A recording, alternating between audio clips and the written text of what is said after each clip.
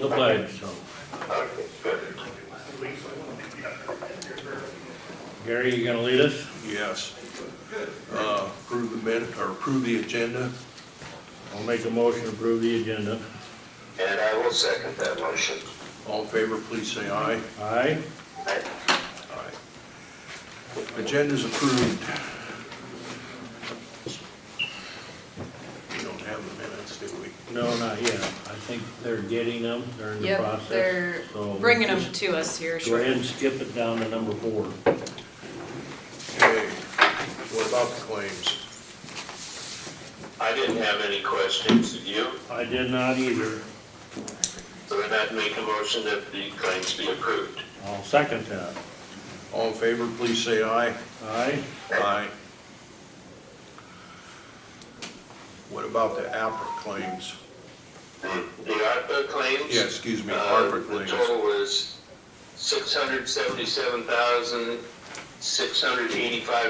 $677,685.20. And I don't have a problem with those. I make the motion to approve those. We'll have to list out the vendors and the dollar amount for the meeting. Okay. What was that question? We need to list them out. Publicly for the meeting. Just for the meeting. Okay. So I guess, you want me to do it?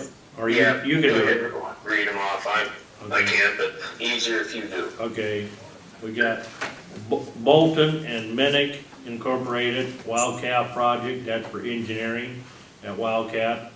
Ralston Construction, Wildcat Project, oh, I'm missing the number, excuse me. $6,856 for Bolton and Minnick. For Ralston Construction, $45,525. Fraser's Nursery, $500. That was for removing some trees and sticking them, digging them up and removing them, sticking them back in the ground. Menards, Cedar Rapids, ARPA funds for Wildcat Project. I believe that was for some plumbing. No, excuse me, that was for insulation, for the well house. Okay, RC Tech, secondary roads, ARPA, for $7,882.96.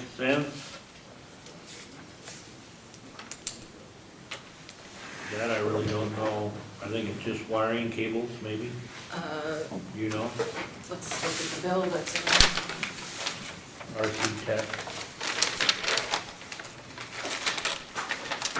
Okay, and then the next one would be Raycom Corporation, the ARPA radio project,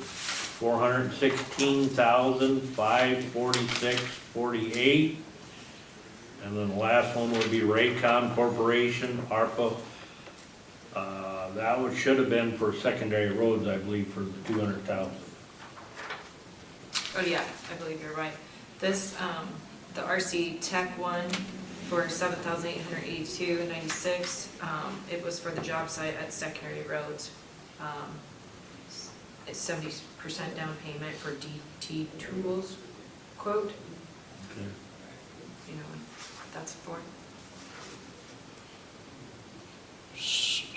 IT related.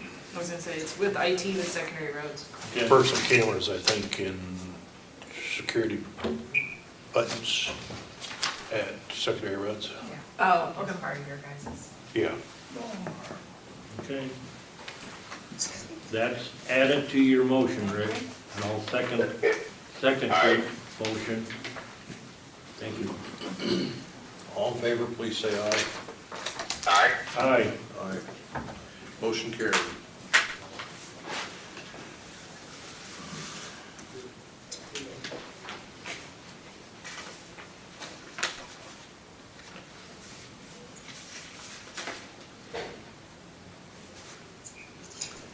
Okay, next we have to discuss I would, Josh has come in for the sheriff's one Yes. in the ARPA committee, so do you wanna just do the quarterly reports first? we can do that. Here's the, I'll put this over here. There's your file of quarterly reports. Yeah. Hi, Josh. Hello.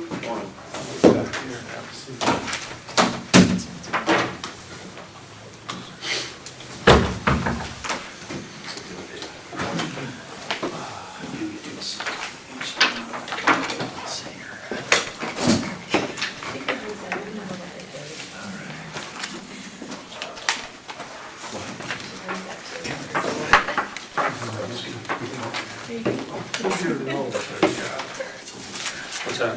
Should be a remote thing there somewhere. Yeah. Smart Path, Providence Universal Life.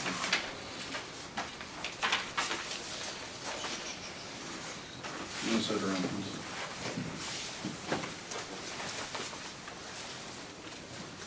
Full signal, PCH radio. One check the cable connection and the settings of your source device PR2 crystals on yours. Remove the select connected source device source button.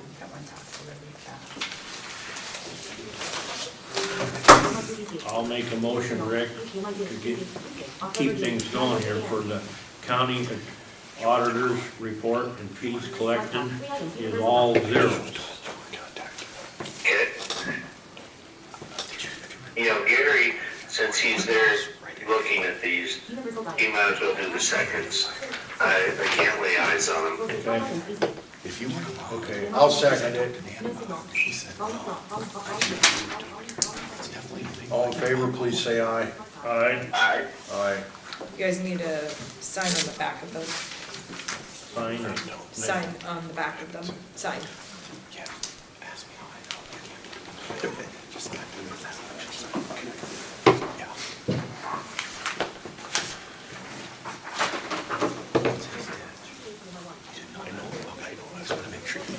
And I'll make a motion to approve the quarterly report for the county recorders.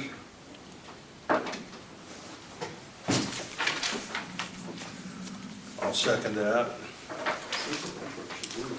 All in favor, please say aye. Aye. Aye. Aye.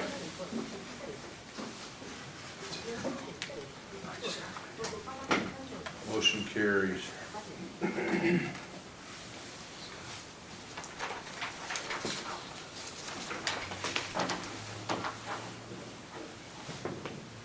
Got a bunch of paper.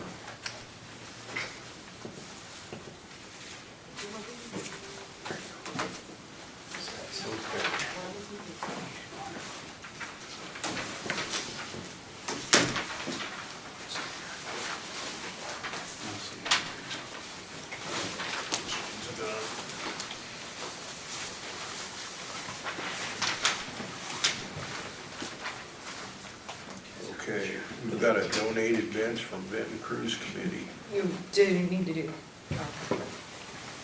What's that? Go ahead. Go ahead. Barb Martyr, she, wants to request, to donate a bench, at the southwest corner on Cement area in memory of the deceased people on the cruise committee members, so. I guess it doesn't say donate, it just, well, approve it, donated bench, yeah, so. I don't know much more than those notes, so. So, Is there room at that corner? I would have to ask maintenance on it. That's the south, was that southeast or southwest? Southwest, Southwest. Okay. I think there's that big rock there, et cetera. Is there room there? she's saying there's a cement area over there, cement pad.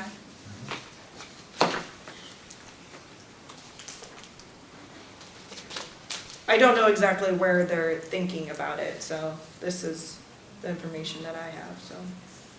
I don't know if one of you wants to call her to get more description on size of a bench. I don't know if she's got a, I'd be happy to reach out to him. I don't have a problem with that. I will email you her information then. Okay, thank you. Yep, So just need to table that for the time being. I would guess. I'll make a motion to table the bench for bid. Cruise committee. Okay. I'll second that motion. All in favor, please say aye. Aye. Aye.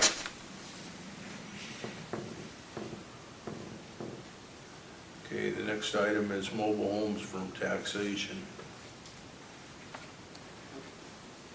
If I have 3 mobile homes that were sitting on a Timber Ridge, and Timber Ridge has removed them because they were valueless, so the owners have walked away. They were probably destroyed in the derecho. But they've been on county held tax sale certificates for many years because nobody's been paying them taxes, but they're not there anymore, so I need to get them off the tax roll. So, we have a resolution 24-95. Is that still the correct number, Gina? It is, and Okay. that's in conjoined with the, The one for suspension, there's a suspension, yeah, here's the resolution, and then this is the one that she's talking about with the suspension, but you cannot state Mhm. that.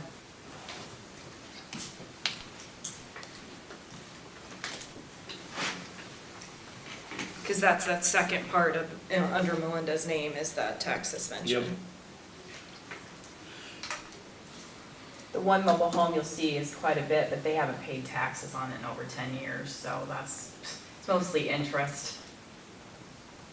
Okay, well, I'll make a motion for resolution 24-95.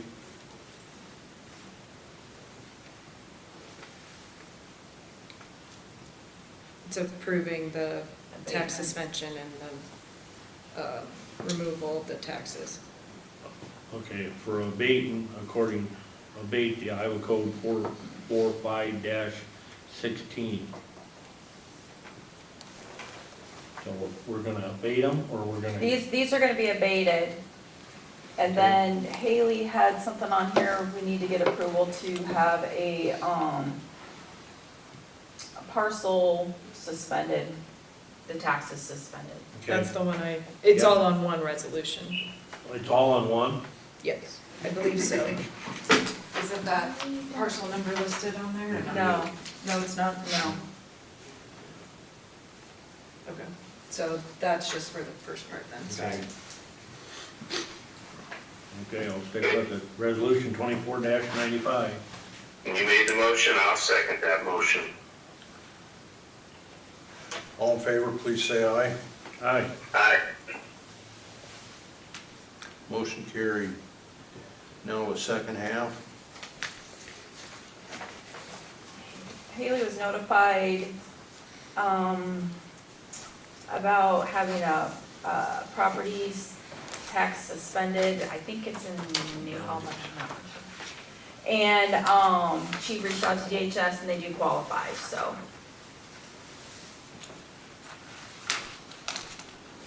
We just have to have that approved. Okay.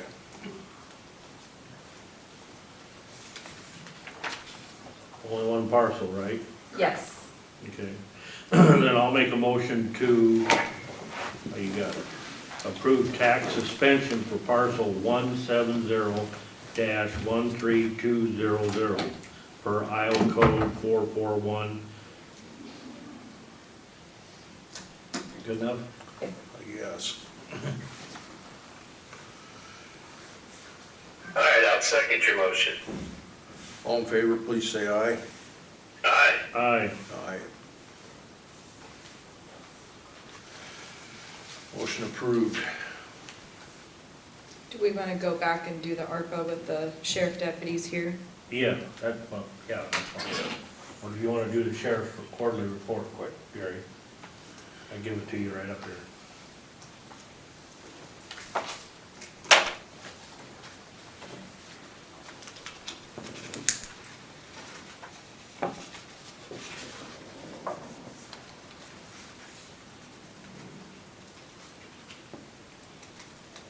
I'll make a motion to approve the sheriff's quarterly report.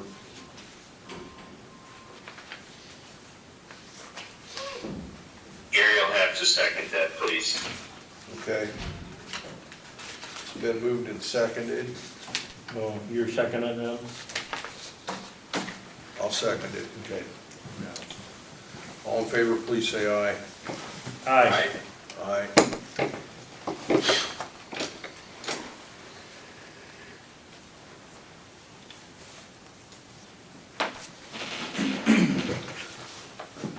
All right. My name's Josh Karsten. I work at the sheriff's office. I'm the patrol supervisor there. I presented the PowerPoint to the ARPA committee about a month ago, and I was asked to come in and represent this to the supervisors. Can you hear all this, Rick? Yeah, you might have to come up. Can you hear this, Rick? I'll speak up. Well, we can move the phone Did we too. lose him? Might have lost him. You there, Rick? Yes, I'm here. Okay. Can you hear Karsten talking? No. You Okay. said I have to speak up. All right, I'll bring it up closer.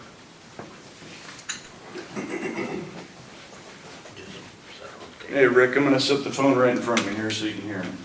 Attaboy, thank you. Okay, so I was asked to represent the PowerPoint presentation for the Bearcat that I gave to the ARPA committee, to the Board of Supervisors. I haven't changed or modified the PowerPoint at all. It's about 25 slides, take me about 15 minutes to get through. I also have with me Deputy Scott Bauman, who's going to help answer some questions about products, if you guys have that. And incoming Sheriff Deputy Upaw is here as well. So the Benton County Sheriff's Office is dedicated to providing top-tier service and protection to its residents. Ensuring deputies have the necessary tools and resources to respond to a wide array of emergencies and high-risk situations is vital. The acquisition of a Lenco Bearcat G3 armored rescue vehicle aligns with this commitment. This detailed proposal presents the technical and budgetary reasons for why the Benton County ARPA Committee should consider funding for this request. It's my understanding that it was already voted yes. Getting right to it, so this is the armored rescue vehicle that we're looking at. It's produced by a company called Lenco. It's the G3 model. Here's a picture of it.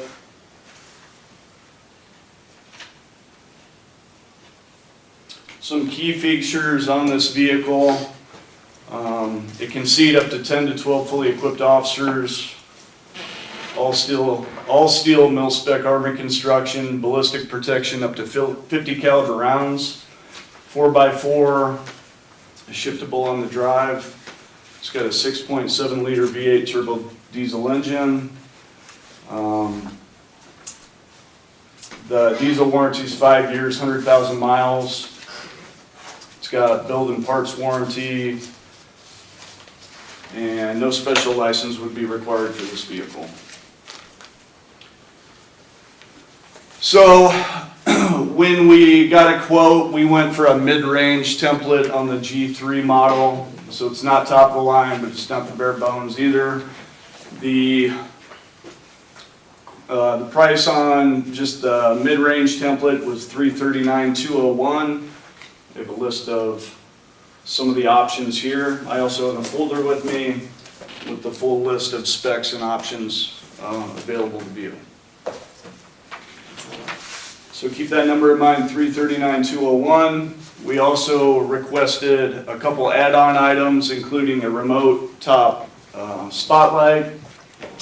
That was at $1,404, and the electric-powered winch, which was $6,207. So with the base price of the Bearcat plus the add-ons, so subtotal came out to be $348,698. The reason for the second spotlight was to give us 360 coverage. It comes with one mounted on top. We needed a second top spotlight. The reasons for the winch, and I'll get into this in more detail later, but it's got the capability of doing things like pulling out out of service patrol vehicles instead of relying, waiting, or paying for tow services.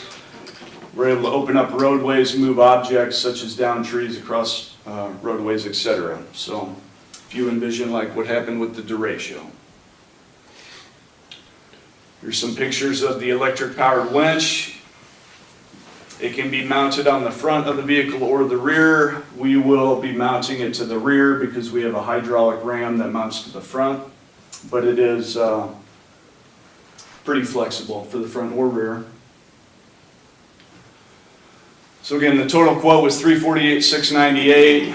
I obtained this quote back on August 28th, 2024. Quote was good for 60 days.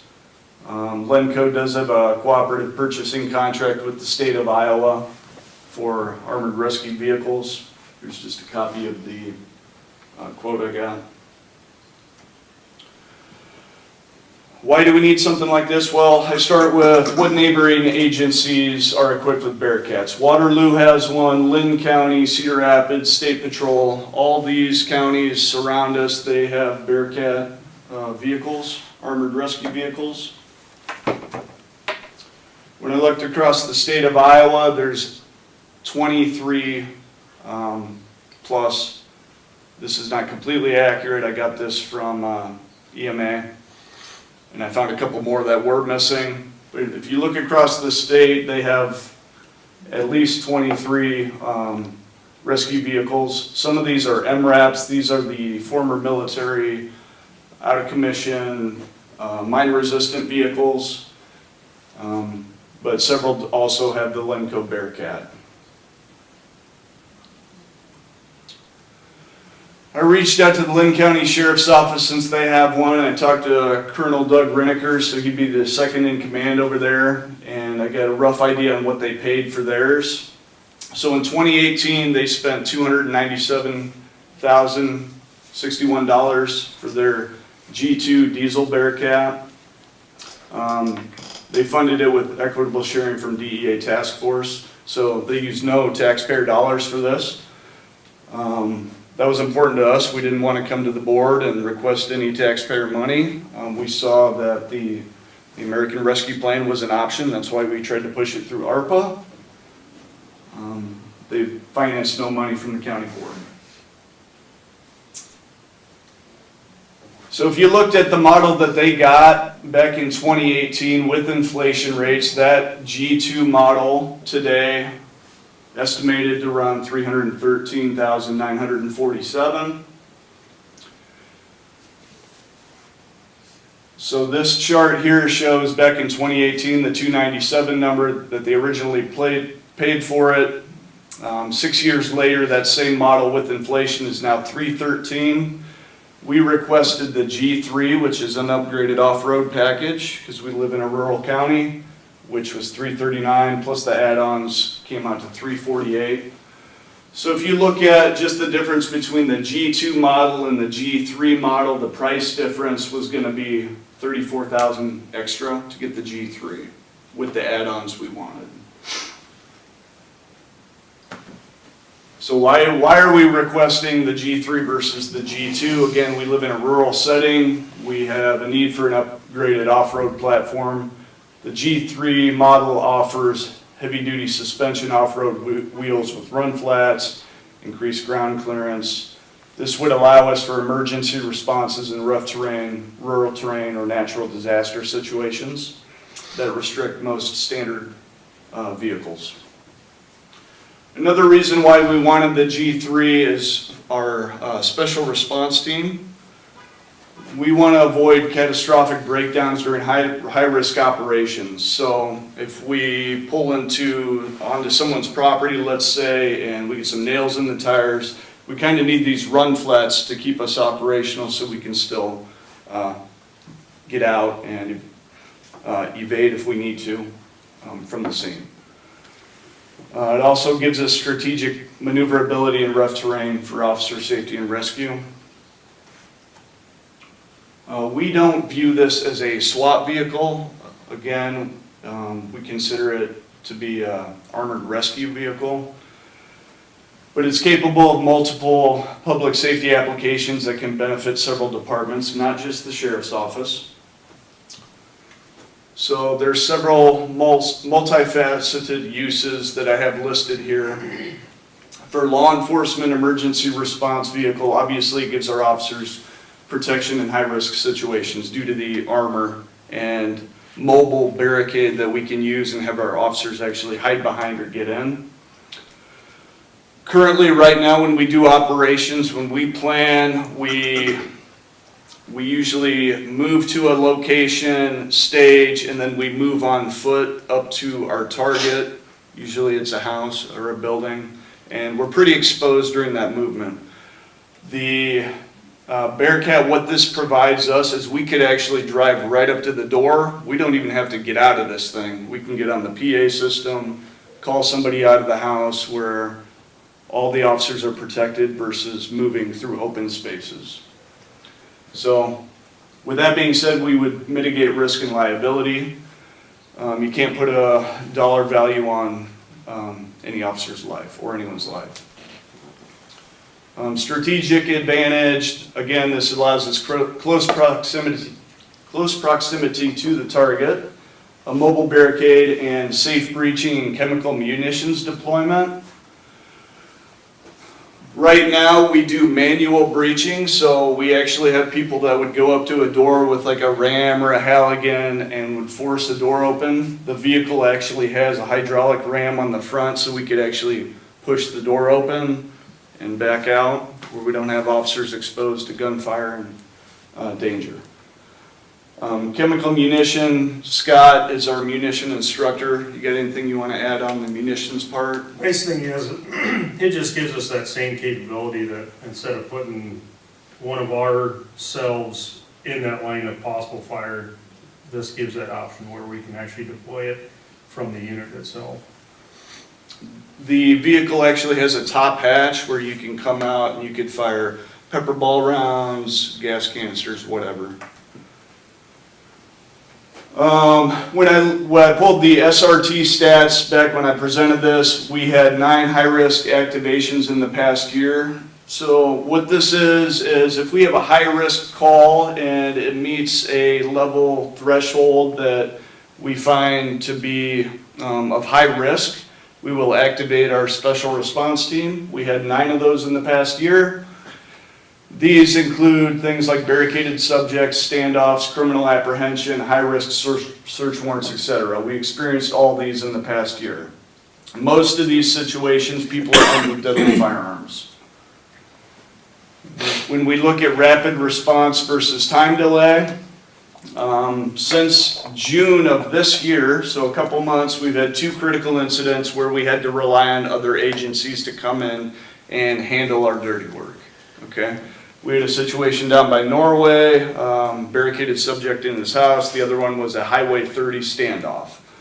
In those situations, we were not equipped to handle things ourselves, so we had to request outside agency help. Lynn County State Patrol and CRPD had to bring Bearcats over and basically take the call over for us. Okay. Because when they do that, that costs them time, resources, and money. The Highway 30 standoff, that one lasted, I want to say, at least 6 hours, where they were pulling, a dozen of their officers over to our county to handle our call. If we get a Bearcat, we would like to be able to reciprocate to these supporting agencies that have always come and helped us out. Now we could go and help them. We already do some training with them. It would be nice to be able to, in need of assistance, have Benton County go and help them instead of always relying on them to come and help us. And then our other bordering counties, such as Tama County and Iowa County, that they don't have a special response team, a Bearcat. Now we're a resource for them that we can go and help them out as well.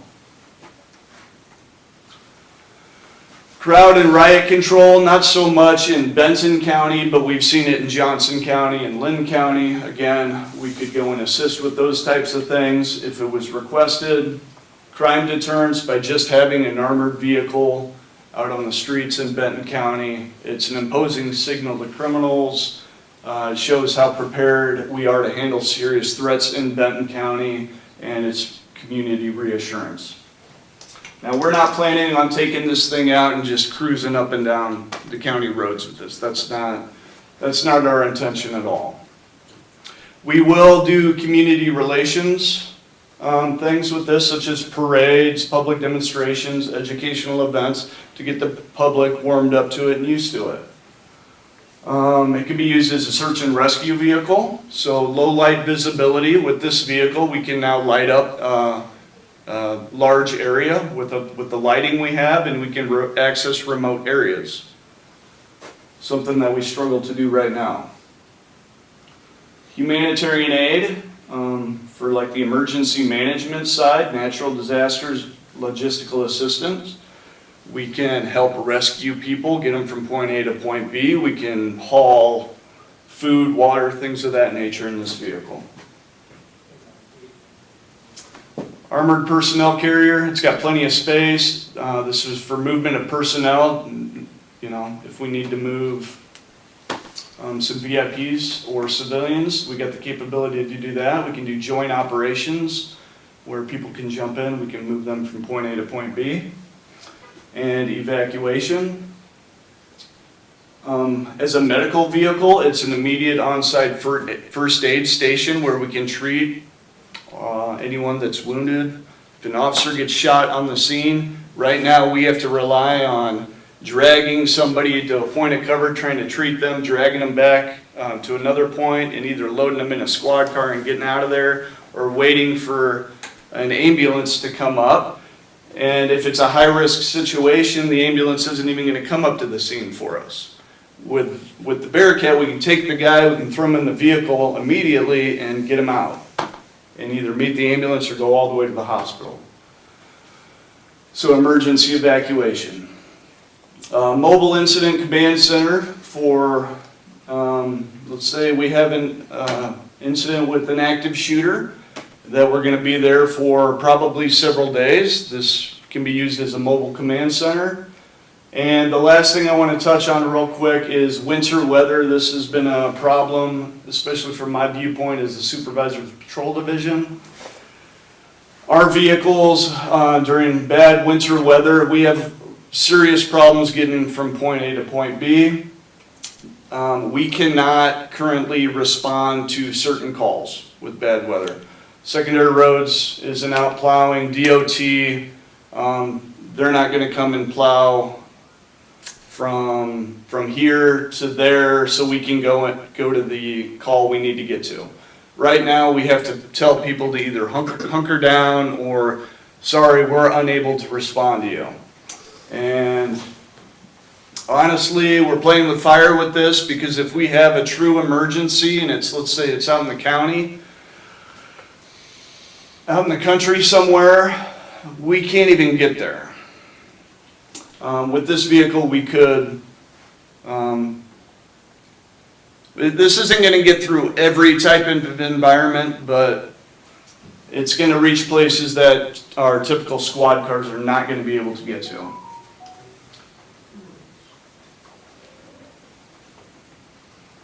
The other thing with the winter weather, let's say I've got 2 officers working the overnights, one of them gets stuck in a snowdrift. Tow services are not out. That car is out of service. He's no good to anybody. We could bring the Bearcat down with the winch, pull him out, get him back in service. Long-term value and cost efficiency. You know, we're not going to be putting a ton of miles on this thing. I estimated 3,000 miles a year, and that's probably a high estimate. Times 25 years, that's 75,000 miles. So I'm estimating this thing's going to last at least 25 plus years. It's a one-time initial investment, but it's going to be here for the long haul. Annual maintenance costs, I reached out to Lynn County just to check over the last 6 years how much they pay per year for the Bearcat, and quotes from the colonel. He said, I'd call it chump change with the exception of an oil change once a year. I can't remember any other expenditures since we've had it. So besides the oil change, they've had nothing. And then with the ARPA committee, I covered some key points on whether or not ARPA fundings apply. Yes, essentially they do. In July of 2021, there's a White House memorandum that came out explaining to local governments how they should use ARPA funding money. And one of those reasons is to improve public safety. The following year at the State of Union address, President Biden again reiterated dedicating more ARPA funding to public safety and violence prevention. So the American Rescue Plan is funding provided local governments throughout the country to handle various priorities, including allowing law enforcement to obtain equipment and help reduce gun violence. This has allowed over 40 departments around the country to utilize ARPA funding to secure their Bearcats in the past couple of years. Police, first responders, and other public safety services allow for the purchase of police vehicles. So these things are okay to use ARPA money on. I asked Lenco to run a query on departments that actually used ARPA fund money to buy Bearcats. As you can see, there's a laundry list here. Now, several of these are big agencies, big departments, but some are our size as well, including Plymouth County in Iowa.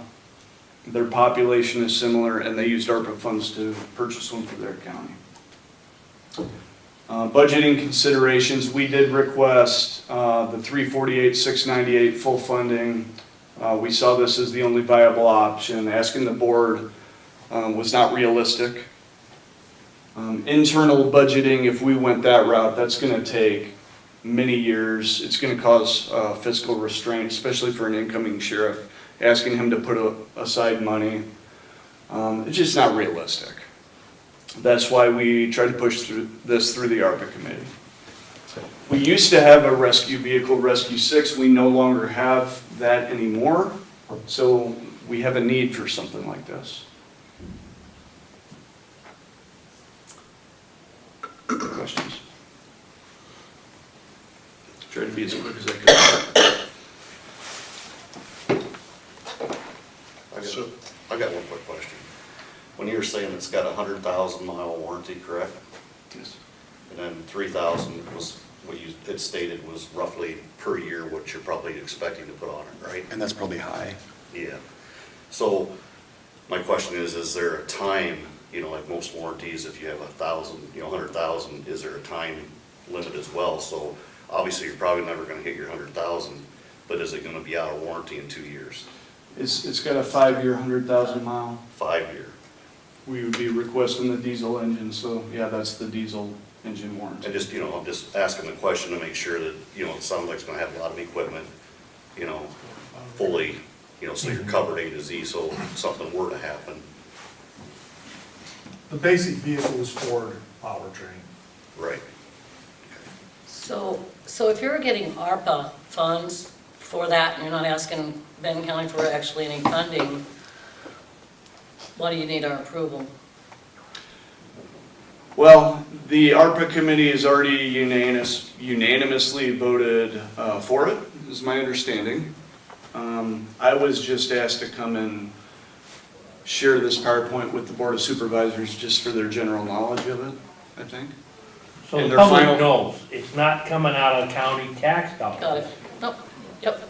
It will still run through the claims and it'll get approved like it did this morning. Sure. Where the ARPA funds, Kind of comes back to the Benton County. yeah, but That it's way, not got being it. pulled from like the sheriff's Yep, budget. I got It's it. out of a whole different fund. Oh. So when the public comes and sees that claim come through, it's not the same. Right. Got it. Thank you. When would you expect to have this vehicle? So when I talked to them, when I got the quote, they said if we get approval for this within that 60-day quote time period, that they could have it built and in our hands by Christmas of 2025. So a little over a year from now. There's a back order. Well, they need money down. You know that. Did you get that far into it? I'm pretty sure they do, yes. I would assume so. Would you use this vehicle for other things around, like would you put it at the fair? Would you put it at the Fenton Cruise or the, whatever that dance is up that they have in town, those, you know, big Yep. events? Just, Public community relations is very important. Yeah, we want to get this thing out and showcase it. We want to answer questions to the, people in the general public that come up and see it and want to know more about it. We'd like to educate them. It's not just some sort of SWAT vehicle like everyone thinks it is. So, yeah, we absolutely want to get it out there and seen by the public. Thank you. Thank you. Ask Rick if he's got any questions. Rick, I didn't lose you, did I? Yes, I do have a question or two, okay? Can you hear me? Yes, sir. Okay. When Lynn County came to assist, did they bill back to Benton County for that time? They have never billed us for anything. When we request assistance for like mutual aid, typically that doesn't happen. Now, could they? I don't know. They probably I could. understand the mutual aid thing, but this is a specialty thing, and where they're coming out for hours on end. That's where it's gonna cost the county taxpayer is once you leave the county and you've got deputies going with that vehicle, that's where the expense is gonna come into the county. And so, not that, Tama County officer's life is any less valued, don't take that wrong. But, there is gonna be expense continuing to Benton County. Sure. It's not just the purchase of it. So that's where I was questioning. And then communities like Atkins and Norway, wouldn't it make most sense for quicker response to have Lynn County respond to those anyway?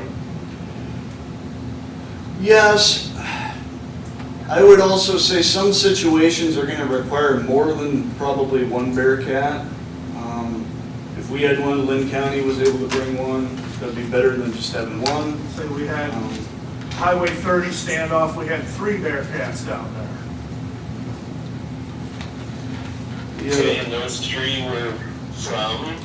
That was from Cedar Rapids, PD, Iowa State Patrol, and Lynn County. Okay, all right. They essentially came in, took over the call, and our guys stood in the background. I'll be honest with you, it was a little embarrassing. Well, embarrassing and safe, okay? I get that. So, yeah, is there gonna be a limit to where you go with this? I mean, you're not gonna be traveling all over eastern Iowa, are you? Johnson County's getting out there a bit. I think that's something where we'll need to sit down with the sheriff and draw up a policy on it and put limitations. Sheriff, you got any initial input on that? Currently, anytime we ask any of the neighbors for help, and that includes, Buchanan, Blackhawk, basically all of our surrounding neighbors, if we ask for help, they come and help us. In return, if they ask for help, we go to help them. Well, of course, that makes sense. And Lynn County and Cedar Rapids PD for Johnson County, for example, with their riot control, they're much closer. And, that makes sense. So, just a little concerning is, how far out you're gonna go. So basically surrounding counties. Sure. But again, there's gonna There could have be to an some. extenuating circumstance where somebody says, hey, we need everybody we can get. Of course. No, I get that, yeah. You get over Anamosa, and there's something with the prison. I get it. No, I totally understand. So, yeah. Rick, definitely something we'd have to discuss and kind of get it into a policy and put limitations on it too. We understand that, for sure. Sure. I just don't want to see this as the latest and greatest toy. You know? Yep. No, I get Rescue it. 6. Out The of, sheriff will definitely tell you, it pretty well sat in mothballs for quite a while. yeah, the Especially problem, towards the end of its. problem with the last rescue wasn't truck, used. you couldn't get it off of a hard surface road, basically. Oh, I get that. It's I sunk get out of that. sight. So, but it wasn't. It wasn't set up for this, It like this had machine is. 6,000 miles on it total? Yeah, 6,500. Yeah. The other Okay. thing, And we had it for what, Oh, it was 2000, 25, maybe 30 years? 2004. 2004? But I feel that we you're, also didn't have the special, Longer than that, but, you know, yeah. It was not set up for, You know, the point being is, it just wasn't used. yeah, it wasn't set up for use in a rural area. Yeah, well, and I really hate to see something else that's just not used. well, when you compare the two machines though, It's a good place to put ARPA funds, you know, and one of them was to, the whole idea was to, you know, as a tax relief, you know, and the towers were, you know, dire need, obviously. And so we've got a $5 million bond issue there. And maybe it's a scotch more, I can't recall. But, you know, that would help on that tax relief. So that's just where I'm at. Go ahead. I guess, Rick, my concern is, you comparing Rescue 6 to this Bearcat, you're comparing And apples. who's talking, please? Dave Upaw, Dave, you Okay, go. Dave. I feel like you're comparing apples and oranges. Comparing Rescue 6 to this Bearcat is, they're two totally different machines. Rescue 6 was never set up to work in our favor. It just wasn't. It was basically bought because other fire departments didn't have jaws of life, et cetera. That's why Rescue 6 was bought. And when we bought it, and this was before my time, all the other departments basically then got jaws and rescue equipment. Rescue 6 used to run on every accident, even before my time, because they had the equipment. But this new one, yeah, it sat because it wasn't needed. Like I said, you're just comparing two different animals here. You know, Rescue 6 would never go out in the wintertime. The name of it, you know, Rescue 6, it was for basically accidents or emergency scenarios, which is fires, etc. So I get that, where this is primarily for, what do I say, defensive scenario, you know? Not necessarily. I mean, it's got a wide, I mean, like I said, Rescue 6, you couldn't take it off a hard surface road. It couldn't get out of its own way, you know? Yeah. So you take that, I mean, that was out of the winter. I mean, we didn't even think about taking that thing out in the wintertime. So I understand your concern about it just sitting there, but it's not just gonna sit, in my opinion. I'm gonna make sure it doesn't sit as the incoming sheriff. Right, okay. All right. Well, like I said, I just didn't want the latest and greatest toy, you know? And that's kind of where I'm at. And no, you cannot put a value on a person's life. And I don't care if that person is a civilian, you know, or a law enforcement officer, you know? So, no, you can't put value there. But, okay. All right, thank you. So where would this be housed? You got a place to put it in? Yeah, same building we kept Rescue 6 in. Same stall, I should say. Okay.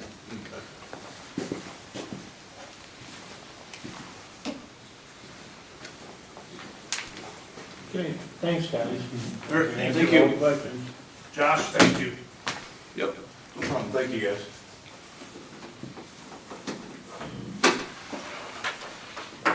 I got one more. If in fact we have to put some money down, how's that gonna work? It's all the ARPA funds. It's all ARPA. Okay. So Josh will work with the auditor's office and give us a partial invoice, and we'll pay that. and we'll keep track of that, so.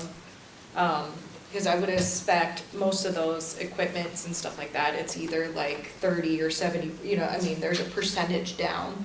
So I would suspect that it would be that, so. I'll find out. Yeah, I was gonna say, Josh and I work together for other stuff, so I'm sure he could just email me the invoice. I do not see how it was placed on the agenda. Was it an action item, or do we need to put that on as an action item So- for next week? His was just as the presentation. On the agenda, it states, discuss/approve ARPA committee's recommendations for allocations funds or for approved projects. So with that statement, I would assume then that could be approved as such. I mean, essentially, you already got your approval, so I don't know where you're at in the status with the vendor. We will need a W-9 as well. But, I mean, essentially, I would assume that he could go ahead and start making calls. Should we get board approval on this, Tracy? We'll have to because there's other projects that they wanna do. I was gonna say, We'll they got a bring them up. spreadsheet of other projects for Yes. allocations of funds for ARPA's, but I believe that that project's on there, so it would be all encompassed into that motion, if they would decide so.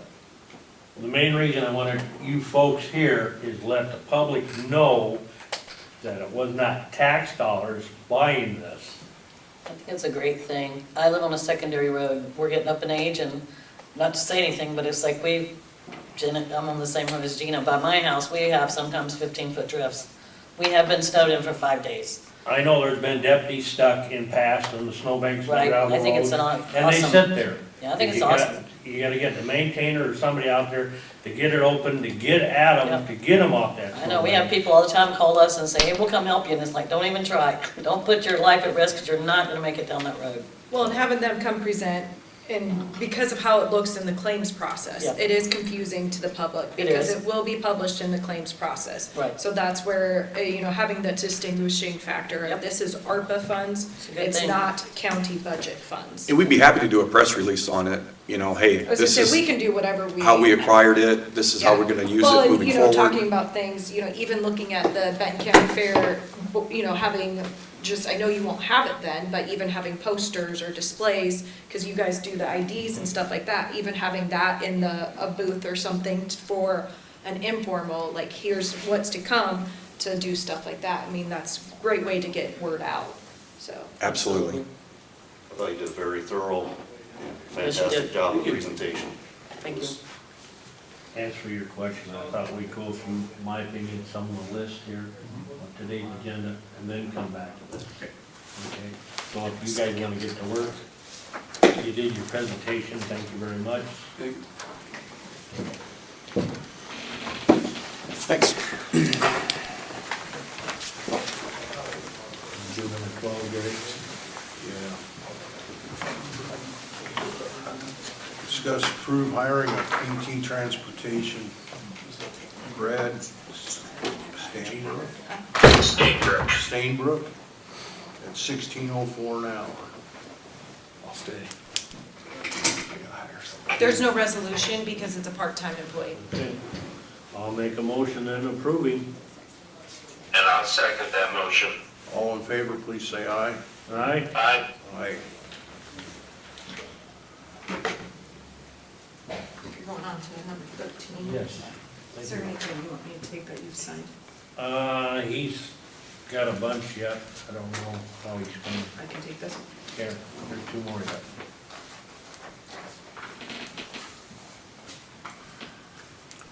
Okay, the next item is to approve hiring of full-time in sheriff's office.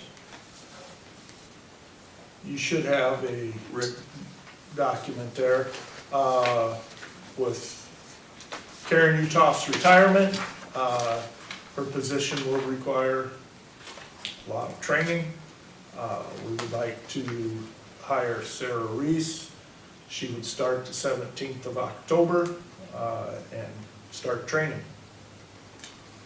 Learning all the systems to fulfill those duties. Okay, I'll make a motion to approve Resolution 24-96, the hiring of Sarah Reese. Yep. Okay.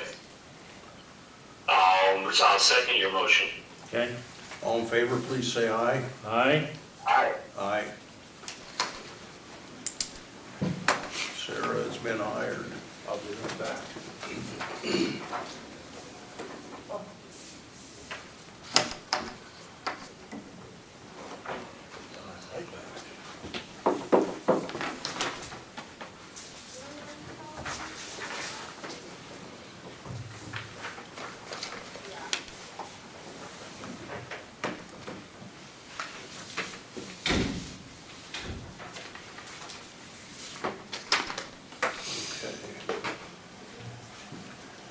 Next, we have,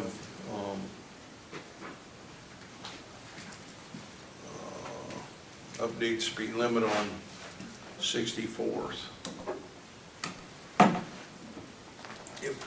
That's me, I just was wondering, Martin, where you're at with that. You said you were gonna take, see if that, you had that in the file and just. I found that what I recalled about Schellsburg is that there's stuff on file north, east, and south out of Schellsburg. There's nothing that was ever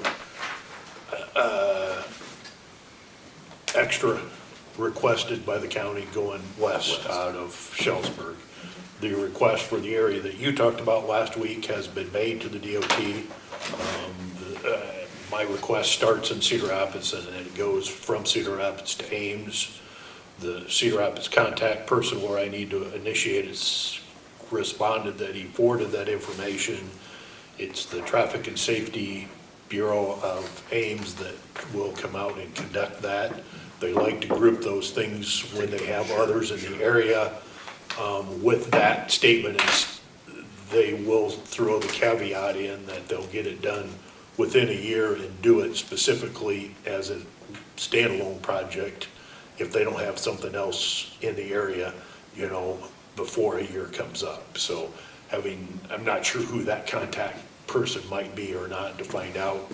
Is it likely going to happen in the next month or two, or is it going to be 6 months out? But that request has been submitted, has been received, and has started the process. Okay, perfect. All right. So with a fantastic job too on the double lines. That was the next night. So thank you. They were there, it was shortly after 5 and double striped that from the tracks all the way past the bridge. I've seen a change already. I did see, you know, you're always gonna have people that are stupid and they're gonna still pass on no passing zone, but that brings up my next question is as far as the actual signs, those signs themselves, or we do have a plan for getting those no passing zone signs rearranged? Yes, I do. And I don't know if flags and one call have been made yet or not. I talked with my sign department last week. I know that all signposts, although very small in size, we still do a one call for all of the work we do in the right of way. I guess I don't want to be the unfortunate one of hitting a fiber line or somebody's electrical line or any of those utilities. And I think that's in the process, but yes, then the no passing sign will get moved from where it is closer to the tracks to out west of the bridge. And we have some markers that we have that identify where those lines start and stop type of deal. That'll get moved out there too. I know the one still sitting there by Schminke's equipment. I noticed this morning when I came into town, came to work, I came through Schellsburg to look at something else. They just painted south of town yesterday and I wanted to make sure, I had asked them just to tie into what the city of Schellsburg had done with that bridge project. And so you didn't have a block and a half of no yellow line, just to blend it all nicely together. But those signs will get moved. Well, thank you, appreciate that. Great job on the bridge, you know, guard being repaired, that's nice. Cone got pulled down here just the other day, so back to normal. Okay, that's really all I had on that particular thing, thank you. I did have two other things, you want me to just continue? Okay, so the recycle bin across there in the county shed, that was another thing that we really didn't bring up, you know, as far as the traffic in and out of there as well, so I just wanted to mention that because it's obviously heavily used. We had kind of discussed, and this goes back clear to May of 2020, when I had spoke with some, all of you supervisors about this concern. I sent pictures to Rick and things. I think you pulled a little more often on that. I think you guys stepped it up a little bit as far as the pulls. It's gotten a lot better. I still think a lot of people use it as a dump site. I don't know how you get around that. It's terrible. But I'd also kind of mentioned with people just don't stop. I mean, when that thing what I've noticed, they're pulled on Tuesdays. So Tuesday to a Tuesday for the most part that I see. During that time, it gets very busy over the weekend. Well, then what they do, people just aren't courteous. If that thing's full, they just throw it on the ground. Okay? And the problem with that is we start getting, especially this time of year, we talked about it, and I've sent Rick pictures of it, how bad it gets. And we had discussed and brought up a possibility, the problem areas. I don't know how many other issues you guys have in the county with those things, or if it's just pretty much Shellsburg's a dump site, okay? I see different people, you can tell the ones that are running businesses, because they'll come over there with full pickups and vans full of stuff. I mean, it doesn't take long for that thing to fill up when that's happening, which it shouldn't be happening. But I did reach out as far as, is there a possibility we could put a 3-sided fence around that thing?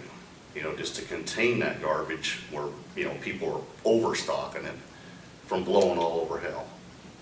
Because Boyers, we got the creek there, contaminates the creek. It comes all over in my hay fields. It gets to be old. It really does. And it's a problem. So I'm just asking and posing the question again, has there been any thought process into doing that? I'm not talking gates in front of it that's gonna be, more expensive and have to have, more maintenance or, people not being able to get into it, especially with snow. Just something 3-sided where they can drop one, pick up the other one. So maybe 24 feet, something like that. And I did price it for you, just to give you an idea. I called lifetime fence, just one place. I just wanted to throw a figure out to you guys, so you guys have an idea.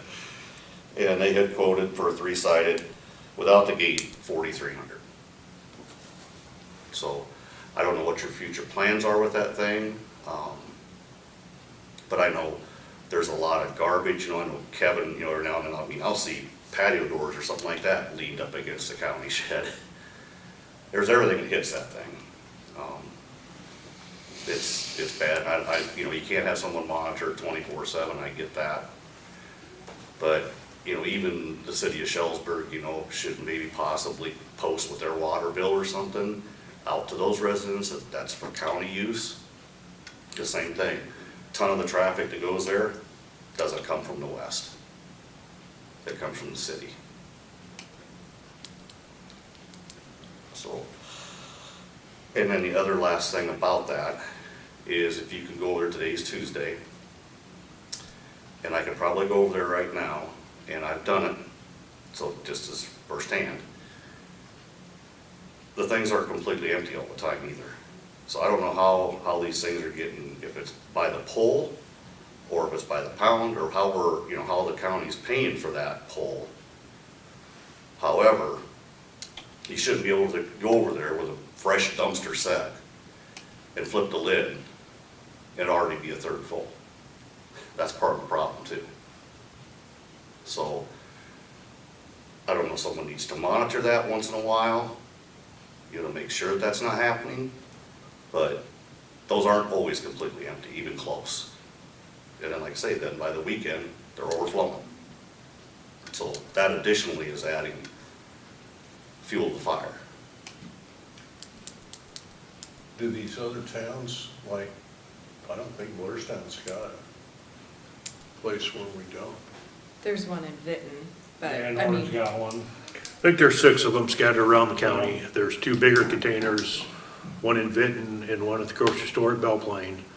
And then the size container, like it's at the Shellsburg shed, is at the Van Horn shed, and at the Garrison shed, and then the empty, back is it? There's actually 7. There's one down at Watkins and there's one down at Luzerne. I forgot about the Luzerne one this morning. I was trying to add them all up, but I know the county contracts with a vendor to service them. We pay that company by the hour. It's not by the weight. But then the material that's dropped off at the facility in Cedar Rapids is billed to us by weight, so it's all gonna get captured from that standpoint. And I know, just out of curiosity, I went back and looked, I know that for the month of July and the month of August, we have the invoices in our office. My office does receive those invoices and submits them to the auditor's office for payment out of sanitary disposal item on the supervisor's budgeting purpose. That drop-off site was serviced 5 times each for the month of July and the month of August. So one more than once a week roughly type of deal. I know once was a Tuesday and a Friday. One I pulled out and looked at a calendar, was on a Wednesday of that week. I didn't look at all 10 of them. I just happened to glance at 2 of them when I looked at this morning before I came here. Yeah, may have been, we have holiday and stuff, just like regular garbage, it gets switched around, but. I mean, I know Christmas time, after Christmas tends to see an increase in usage at all of those sites. I know Vinton has gotten to the point where I think it gets pulled 9 times every month, and it's still a larger container. I know that trying to move those around, I might look into a question that I have. I know that sometimes they'll move one of those containers, kind of use a container to move it from one location to another while they're servicing empty ones, and depending on whether they end up back at the one they had, they may have had one that sat in a community for an hour or 2 while they made a run, pick that one up, put it in for the day at the next site type of deal. That reduces their backtracking and aspect, in that maybe Shellsburg gets one that sat in another community for 2 or 3 hours, would be my only hope, as opposed to, I mean, the other thing is, did it get hung up and it didn't get dumped on the floor completely at the facility? I think they usually check that, so I think they leave the facility empty, but. And I just, like I say, I don't have, that's why I'm sitting here just having a conversation about it, because I don't have all the answers for it as well.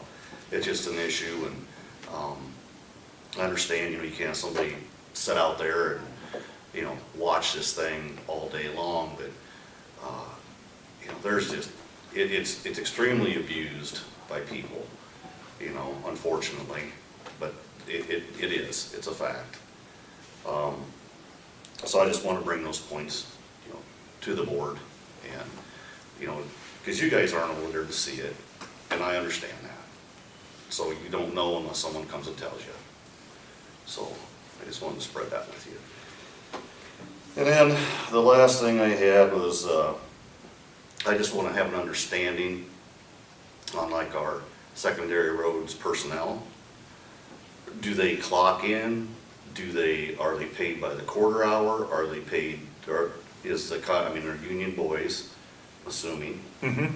So do they have set hours? They're supposed to start at 7, they're supposed to be done at 3:30, or whatever the time frame is. I just want to understand that, if that's in a contract. Are they paid per the minute? Are they paid by the quarter hour on the 23s, the 3s, the 7s? Or are they supposed to be working, just say their hours are 7 to 3:30, they're supposed to be there, ready to go at 7, and out of there at 3:30? The secondary road employees that report to the Vinton main shop fill out a time card at the end of the day. Normal working hours are 7 to 3:30. The 11 motor graders scattered around the county check in the morning. Most of them, and all of them will be with the new radio system, checking in with a two-way radio. They check in anywhere from 6:30 in the morning till 7 o'clock. Between 6:30 a.m. and 7 o'clock, check in or with the office, that they're at their facility and things are discussed, what they're planning on doing or what they need to do, depending, kind of conversation both ways. Late, and use partial time, middle of the day, beginning of the day, end of the day, or taking a full day off. That's all taken care of the day ahead. Which, But yeah, which I understand. Where my question poses in here though is I live right there. And, I'm not gonna name names, I'm not gonna bring up individuals, this isn't the place for that. However, it is the thing to pay attention to, and that's why I'm asking the question. When I see people leave at 3:16, 3:17, 3:23, 3:22, how's that? Obviously, that's not working until 3:30. And you take that time over a week, you take it over a year, it's a lot of time. And even like the times when they're leaving the shed, the time they're coming back, I understand there's pre-trips, post-trips. I've ran 3 fleets, I know. Pre-trips, post-trips are 10 to 15 minutes, both sides. And when you see the machine pull in at 2 o'clock in the afternoon and the shift's not over till 3:30, and then we're still leaving at 3:17, I have a hard time understanding that. I would argue that So I don't know who's some monitoring. maintenance activities on machines, particularly motor graders, take way more than 10 minutes. Hot summer days, the dust in those radiators, if the operators want air conditioning running in those cabs, they gotta clean that radiator out. That takes way more than 10 minutes. I understand that Fueling because the takes- vehicle's gonna be outside. I can see that. I can see that. But that's not the higher percentage of the case. And also, like I say, are there log sheets for that? I mean, every fleet I've ran, we've had log sheets, pre-trip and post-trip to prove if there was an incident, that it's documented that they did a pre-trip and a post-trip. And I see that thing come in sometimes when we're in a hurry and we mess up, it comes in at the last minute. There's no way a post-trip is being done because the door shuts and the truck leaves. So, again, I just want to understand do we have policies and procedures in place for this? Are they being reviewed? Are they being followed? Who's managing it? Who's monitoring it? I mean, every place I've worked, everyone, I've managed people, many people. I'm a maintenance director, and it's what I do, and there's processes and documentation has to be followed and accountability. And so that's why I'm here asking these questions, is I want to know what the accountability is. And I think it's a fair question, because, it's like anything, you give them an inch, they take a mile. If no one's watching these people, no one's holding them accountable, then it's pretty much, we'll work maybe 5 hours a day and we'll take 3 off. And that's not what we should be paying for. From a operation standpoint, a lot can be noticed from condition of roadways. Secondary Roads is a maintenance superintendent that spends probably 80 to 90% of his day traveling all over the county, assessing rural road conditions and looking for areas of need and concern that need to be addressed from a heavier maintenance standpoint. Roadway pipes that are rusted out and you've got settlements, holes type of deal, scheduling future work. All of Benton County secondary roads equipment is equipped with GPS equipment. So one can go back and look at the activities on any given piece of vehicle on any given day, and is routinely checked by maintenance superintendent. That position just changed, and I know he's using that very heavily right now just to help aid in his areas where he might need to spend more of his time to talk with operators if need be or not. As for the maintenance of equipment, Secretary Rhodes has a shop foreman. I don't know exactly everything that he has, the current one has added some additional paperwork and maintenance activities. In the past, certainly, equipment isn't hard to see when some of the maintenance that is done in the shop as to whether individuals are doing that as frequently as they need to, should be, or not. When breakdowns happen, some of that can be attributed back to how was daily or routine maintenance done. Specifically, I'm not sure how he's handling that, but we are monitoring both the maintenance of equipment and the operation of equipment, utilizing some of the technical aspect of things. I mean, speaking from the GPS standpoint, I know, even from an aspect of, we used to do oil changes every 100 hours on our heavy equipment. It was more than necessary. We are now running oil samples on all of our oil changes, and we're trying to maximize our oil changes to the point where we're still doing them as needed, but not doing them more frequently they need to, but not trying to push it out too far that you could be detrimental to the equipment. There's been a savings from doing that back that even, outweighs the cost of the sampling, things along those lines. But a lot of things, maybe not from a documentation standpoint, but show up very quickly just from an operations standpoint and a physical standpoint, both of why is this piece of equipment breaking down more frequently than somebody else's, and maybe it has to do with the operator's required maintenance that they do on their own, because we do try to do a lot of maintenance on our equipment at the pipeline sheds that we can. We bring them in to the main shop when there's more major maintenance activity that's necessary. So, getting back to the pre and post trips, there's no documentation of the operators I doing don't that? think that we actually have any paper documentation. Okay. Okay. That's gonna change though pretty quick whenever we get everything. The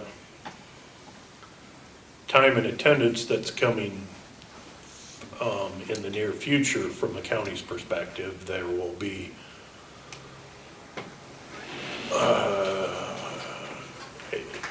the aspect of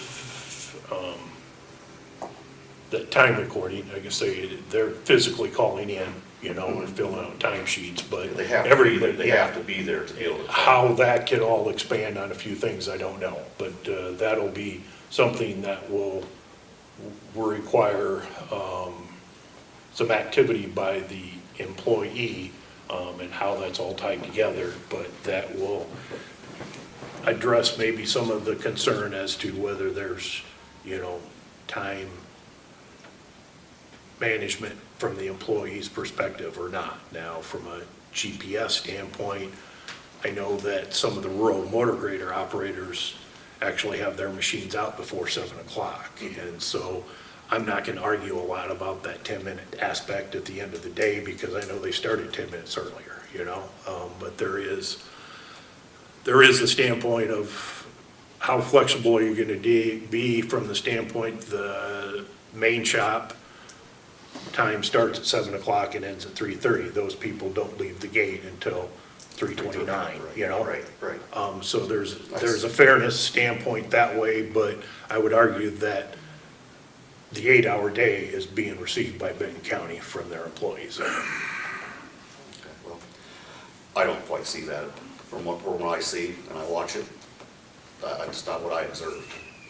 Well, even considering in the lunch hours, like I work 8 to 4:30, and if I have a kid's event or something, like I'm just speaking from an employee standpoint, if someone's watching me, I will take a shorter lunch hour, so it may look like I'm leaving early, but I took a shorter lunch hour to accommodate my leaving early.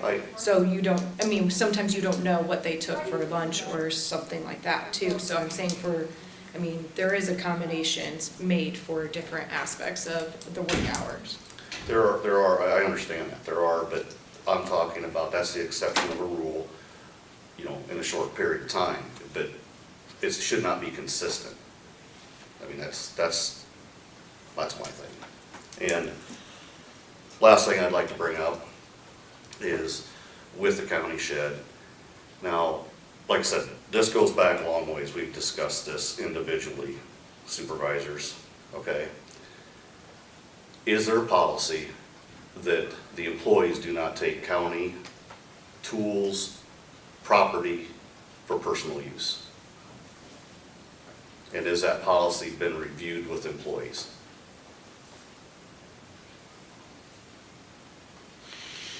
I'm positive it's addressed in the handbook, and with all the changes that are being made with the handbook will be being updated with all of the corrections very shortly, or at least there is a strong push and attempt to get that done here quickly. And as part of that process, all of the employees are going to be required to re-sign off, or I say re-sign off only from those that, speaking from my own perspective, being here for a long time, it would be, you know, re-signing something that was Right. read and agreed to, but each employee will be given that handbook and asked to sign off that they received it and are understanding of what the county policies are. Okay. If So that's is that- not in the handbook, I can talk to Julia. I'm positive it's in there. I'm positive that it's in there, but maybe it's something that needs to be tweaked or looked at, and we can make that as a recommendation. The reason I'm asking these questions, right, I'm not trying to be the devil's advocate here, okay? It's boils down to one word, it's accountability, okay? And I know what I see, and I know what I have saw. And I know for a fact, again, not mentioning names, out of respect, but where there's been a chainsaw used at a home that was the county's, okay? Now, with that being said, it's in the past, but I want to understand going forward. And then as well, on the weekends sometimes, here we go, the door goes open, we go in, you can't see what's being taken because the truck's right in front of the door, and then it leaves. So that's why I'm posing this question, is there a policy in place? Do they sign off on it? And are they being reminded that, hey, these are county assets, tools, whatever, they're not for personal use? So that's my question. Mhm. And like I say again, I think it's a fair question. I'm not trying to throw darts at anybody. It's the accountability. And I Every think, county employee is gonna have to sign off in January here on the new handbook when it's done, okay, yeah, and then you said period. as well, you guys would be looking maybe to make tweaks to that. I don't know possibly. what's, all been, I honestly don't know the last time the handbook committee met. I don't know where the status of it is at, but it's something I can shoot an email to Julia, cause I know she's in charge of, it's to the department heads, I believe now? Yes. Okay, Right. so that way, if anything, it's in the hands of who needs to disperse it and take a look at it and talk to the county Yeah. department heads at that point. It might be very broad, but I'm 100% certain there's a statement in the I believe handbook it that is. says. Read it. I was gonna say, I believe there is a statement, but I could not quote it for the life of me. But like I said, maybe it's just something that, you know, in this day and age, it probably should be tweaked or looked at. I don't know. So- Like I say, just friendly reminders to the staff, you know, like I say, don't want to beat this up. I appreciate it. I think for the most part, the guys do an outstanding job. But, you know, it's like anything, you know, you always have some individuals that will, you know, slip the knot down the rope. And I'm just asking you to, if you can watch that and have some eyes on it. Okay. That's all. I Thank have. you. Thank you, appreciate it. Mhm. Approve resolution removing bridge embargo for bridge on 16th Avenue in Cedar Township. Do you want to give it 96 number? No, Huh? I said, do you want to? and I said no. I wanna give it 97. That's fine. I don't care. I was being honest. I wasn't sure, but Yeah. 97. I believe back in June, give or take of this year, we closed 16th Avenue between 53rd and 52nd Street. That would be the mile north of the blacktop west of Mount Auburn, to tear out that bridge. Had awarded it to a contractor, Peterson Contractors. Last week, they completed that bridge and we opened that road back up. That bridge no longer needs the same bridge embargo weight limits that were posted on the old bridge. So what I have is Resolution 24-97 to remove that embargo on that bridge in Cedar Township on 16th Avenue. Thank you. I'll make a motion to approve resolution 24-97, the bridge embargo on 16th Avenue in Cedar Township. I'll second that motion.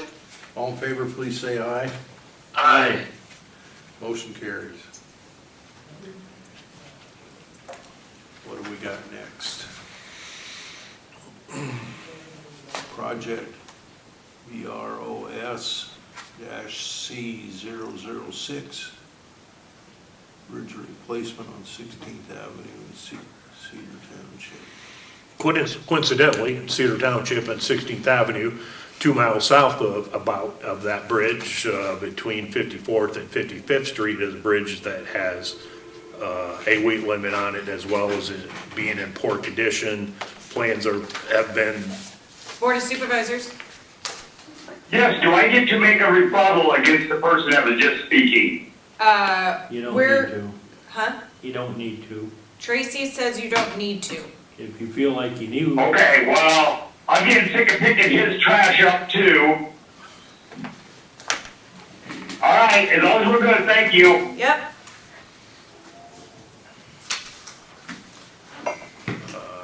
short bridge on 16th Avenue between 54th and 55th Street, started the design plans for a replacement. Looking at the stream, the amount of water that drains in that drainage area, a twin 10x8 box culvert will work for a replacement for that structure. And what I have is the plans and title sheet that I need final approval from the Board of Supervisors and signature on the title block. Motion approved to sign the bridge replacement plans for 16th Avenue. And I will second that motion. All in favor, please say aye. Aye. Aye. Motion carries.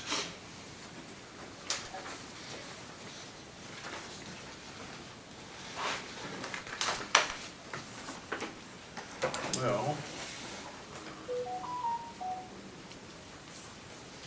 Now, go back to your minutes. Have you read the minutes? I haven't had a chance.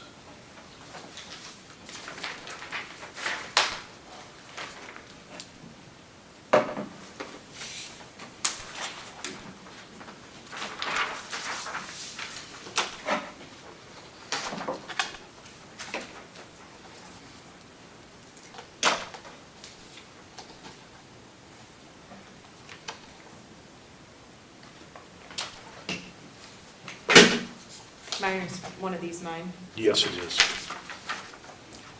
Melinda, do you need a copy of that abatement resolution? Yeah, you can just put it in my box upstairs too when you get back. That'd be fine.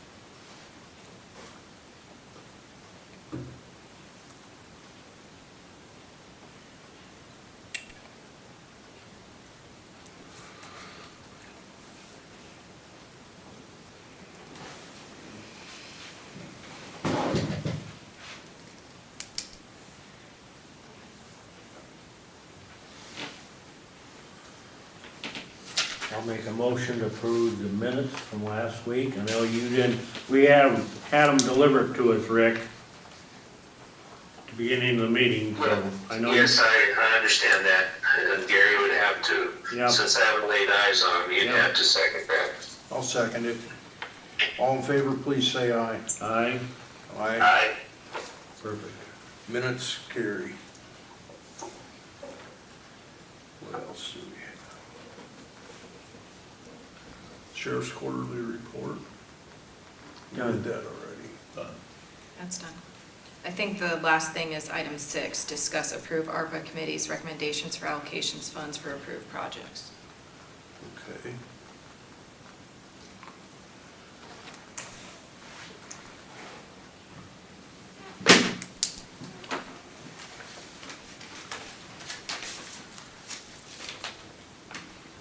Now, my question on that, on the ARPA funds,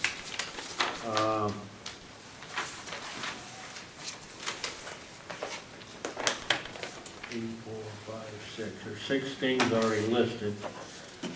I know we discussed 3 other things at the meeting a couple weeks ago that are not on the list, which was courtroom upgrades.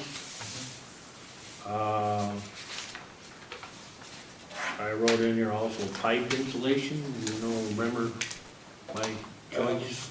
It was for IT in the IT room, bench Okay. room. You're right, that's what it was for. I made notes, but I don't, Yeah, I remember that one. okay? Then, of course, the parking lot finished the driveway out here. They did not get in on what she printed out on these sheets. And we did not get a price for the courtroom upgrades. All on the seating, right? Yes, I believe so. He was gonna reach out to the state because with it being historical, we weren't Okay. sure what was gonna have to happen. There's still a balance, so available in that funding, right? Yes. Bill? Yes. Wasn't that around, I believe it was 600 some thousand. Yeah.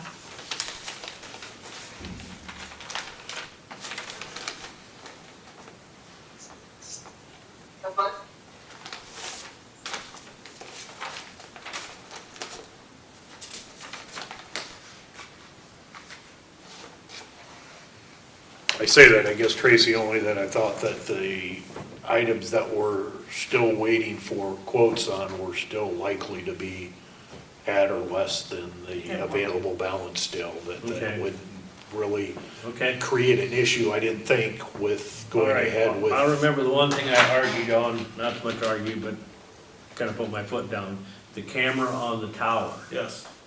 ARPA is not gonna pay for that. We're gonna have somebody else paying for that, because they took it down. Yep. We'll get somebody else that's gonna do the work Somebody else on can. that. So that's the only thing, so I guess, Rick, you remember any of that information with you, or should I run through it real quick over the phone for you? I have not laid eyes on that. I Okay. don't recall. Is this something that that has to be done today, or can it be tabled? We can table. We can table it, I guess, couldn't we? You know, Well, if what about the nothing else, you sheriff? I can mean- send it They to would me, like to get their vehicle ordered. and then I can look it over. Okay, so with the sheriff's request, can they proceed with what they want to do? Board of Supervisors? Yeah, meeting's still going. Yes, I got some public comments. okay. If you got time for them. We're in the middle of talking about ARPA funds, so if you want to hold on one moment. Sure, I'll do that, thank you. So with the sheriff's office requesting, and they're wanting to get started because of their deadline, they're already looking at Christmas of 2025. If you guys want to table this action, can the sheriff's office already go on with what they're requesting because it was already approved by the ARPA committee? I think that's where you guys really want a concrete answer, correct? That is correct.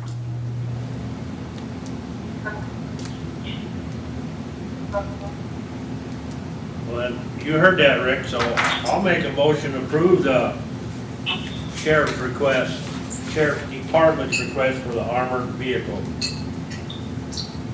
Okay, so basically you're singling that out. Just for that us one right out, now. and then we'll push this off till next week, and then Sure. hopefully we'll have, if we gotta have another meeting. That's fine, I just don't wanna leave them in limbo. Okay, that's fine. I just think that, Right. Well, if we can get that list sent to us, Okay, at least I actually, lay eyes on it. yeah, Okay, it's sitting on the, so, sure. we didn't know you weren't gonna be here, so it's on your desk.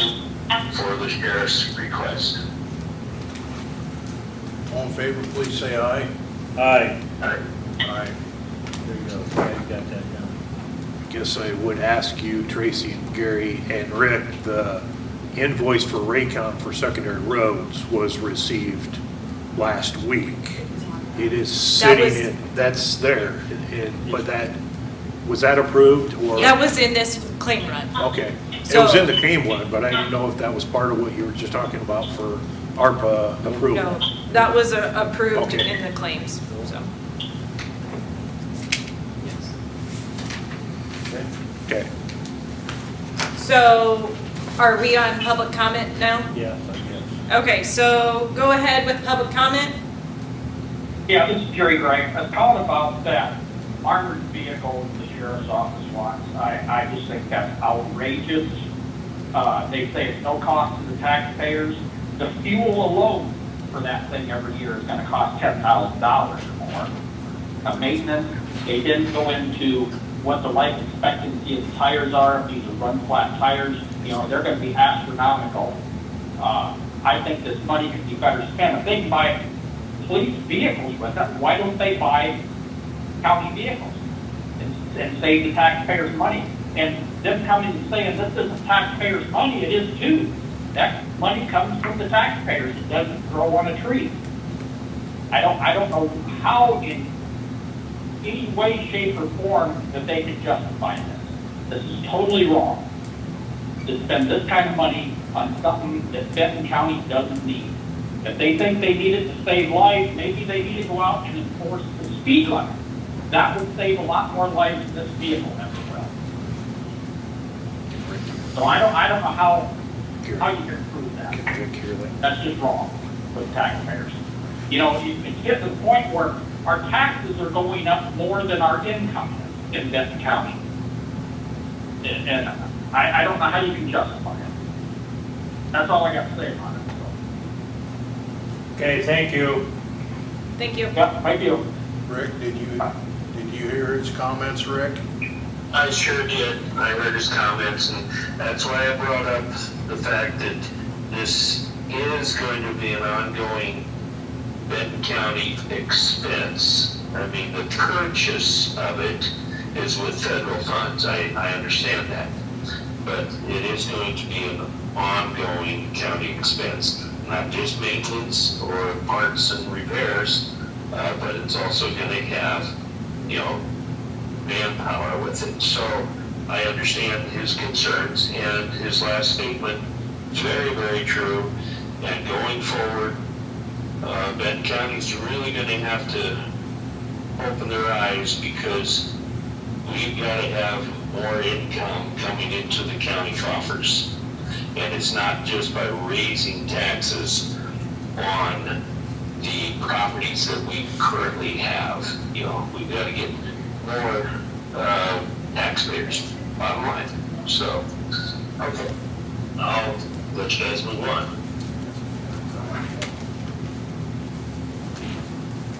So what else do we have? Number 18. What's that?